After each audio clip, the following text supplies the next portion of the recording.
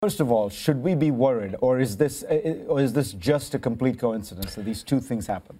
Hell yes. Is that allowed?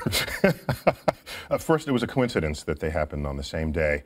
Just to clarify for those who might not have remembered, early morning there was an asteroid that entered Earth's atmosphere over the Urals in Russia and exploded in midair about 20 miles up. And it shattered windows. The blast was brighter than multiple suns. In fact, subsequent measurements of how much energy it contained rivaled 30 times that of the Hiroshima bomb. And the reason why everything wasn't just pancake flattened from it was because it exploded so high up in the atmosphere. And so all that was left was the energy that remained after it diluted into the space in which it exploded. Later in the day, there was another asteroid that had a close approach, which we have known for about a year, using the laws of physics and orbital trajectories. You can say exactly where it's going to come. That was of interest because it not only came between us and the moon, it not only came there, we tracked many that have done that. This one came inside of our technological space. It came closer than our orbiting communication satellites.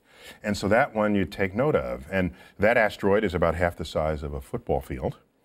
The one that hit and exploded over Russia, that is about a third that size. We have no capacity to protect Earth from things that small. So what should we be doing? I mean, how scared should we be that the laws of math? At some point, the probability is one of these things will hit. Okay, fortunately, the larger asteroids, the ones that could disrupt civilization, disrupt the energy grid, the transportation grid, the emergency services response setups. Or just plain kill us. Well, yeah, they'll all kill somebody who's right below it. What you care about, yes, of course we care about that. But globally, what deeply concerns you is the asteroid strong enough so you have to restart civilization? And then at another level, you risk extinction. Fortunately, those are large. And we have a plan in place, NASA has a plan in place to detect and map and track every single asteroid that's large enough to disrupt civilization. The one that exploded over Russia was not large enough to disrupt civilization. And so they're dangerous and they'll hurt and they can kill. But the fact that we can't track them is not as bad as not being able to track the big ones that could really destroy us. So once you know where they are, your next question would be, perhaps, do we have a plan to do something about it? And the answer is no. It's all just on paper how to do it. What would be the plan? Would it be some kind of military? I mean, you shoot a missile to shatter it in outer space? Yeah, that's the macho solution.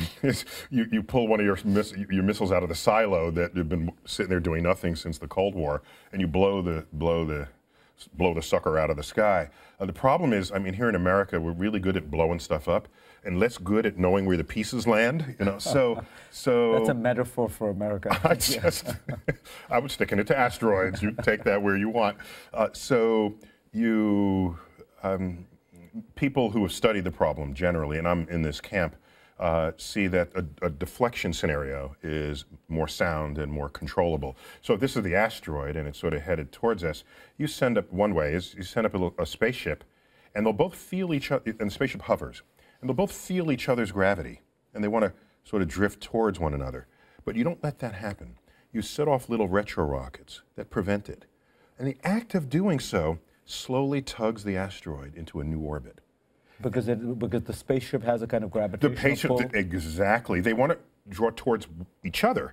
But if you don't let that happen and you constantly yank the spaceship away ever so slightly, then the asteroid will chase the spaceship ever so slightly. And that's all you need if you get it early enough, because the tiniest change in your orbit early can completely avoid the target. Now, of course, it's there to harm you another day. But if you get really good at this, then you can have a protection system for the Earth that will prevent humans from going extinct.